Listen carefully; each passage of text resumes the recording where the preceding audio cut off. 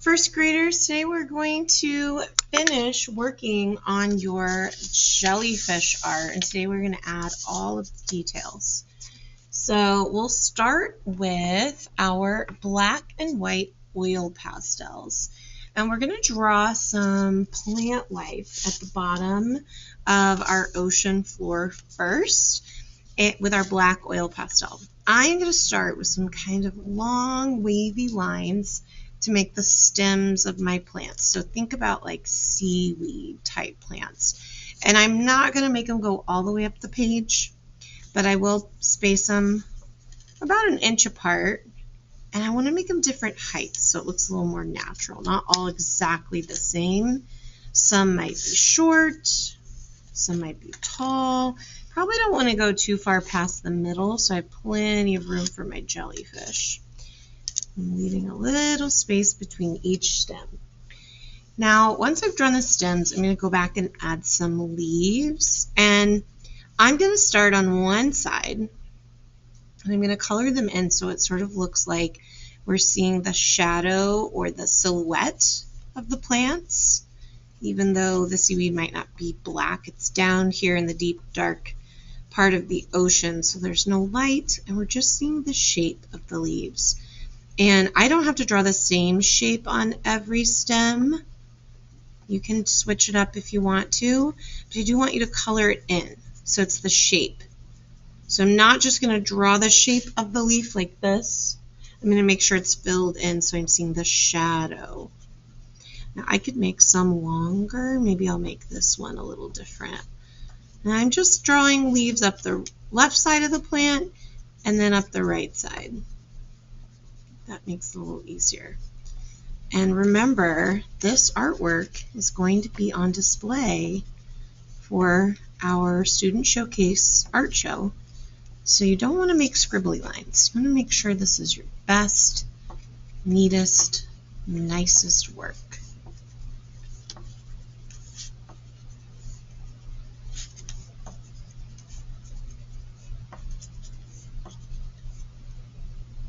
If your oil pastel gets short, you can peel off a little bit of the paper, like I'm doing here.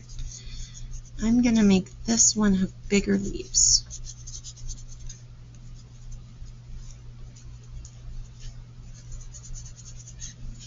I'm going to put one on the top, too.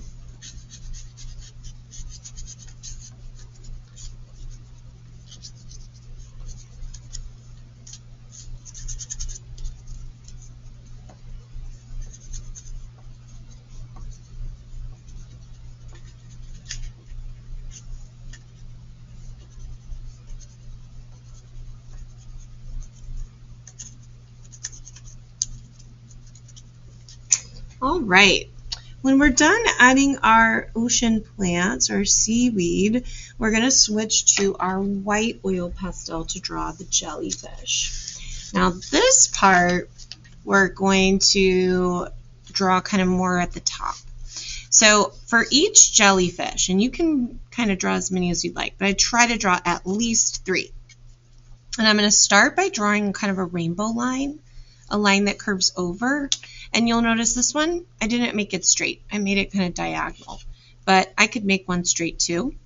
And then at the bottom of the rainbow line, I'm going to draw a wavy line. So I'm going to curve under, curve over, curve under, curve over, curve under, curve over until I connect. And I'm just going to draw the tops of my jellyfish first, but I'm not going to draw one right under this one so I have room for its little jellyfish tentacles.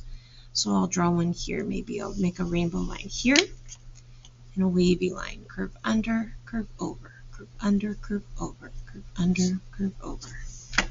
And then maybe I'll make a little one down here. I want to leave room for his tentacles. Make a little one here. So I want to draw at least 3.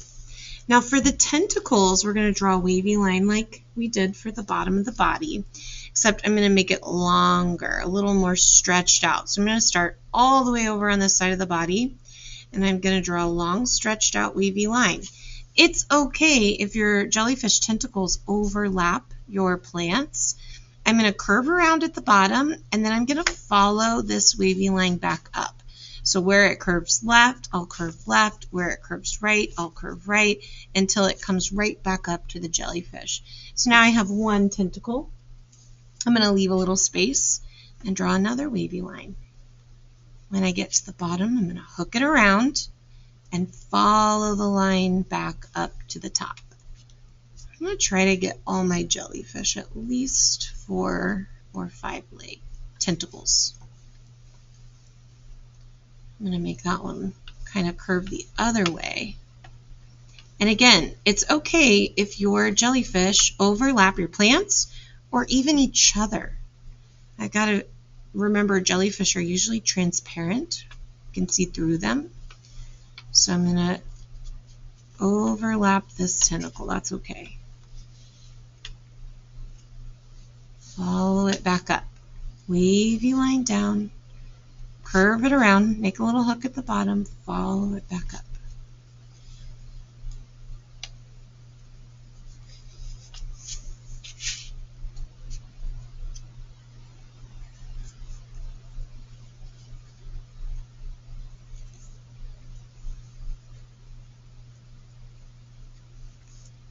And this jellyfish might go off the page. That's okay.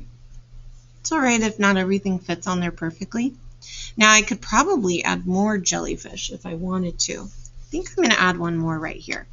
Now the body of the jellyfish I want to kind of keep on the top half because I don't want the body to overlap the seaweed, so that way I can color it in. So as long as the body is not overlapping, it's okay if the legs or the tentacles are. I'm just going to add one more because I felt like I had an empty space down here. All right, so now I'm going to add a little color to the body because even though it's transparent, I want it to have a little color just for fun. So this time, this step, we're going to switch to our chalk pastels, which are chalky instead of oily. And we're going to do a little bit of blending in here. You can pick any 2 colors of chalk pastels for this, but I think white looks really cool. And then you might want to pick a color that's different than the background color. So I could use blue here or purple down here, but I might want to choose a different color for these. And you can make all your jellyfish different colors. So I'm going to start with white and green for this one.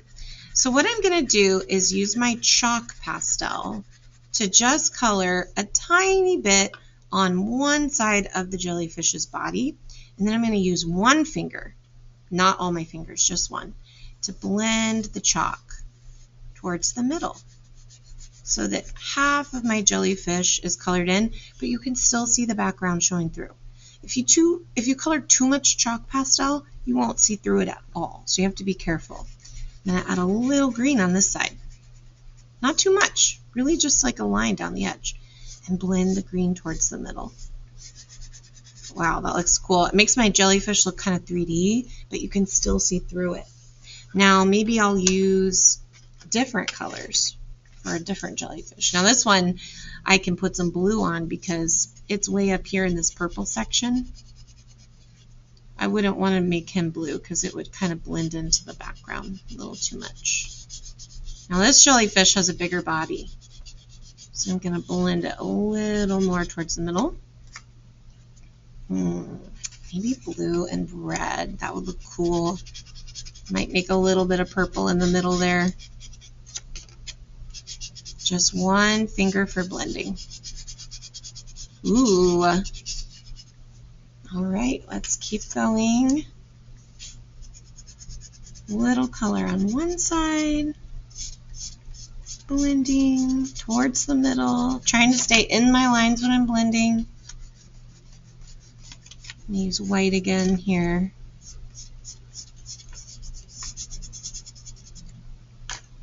Okay.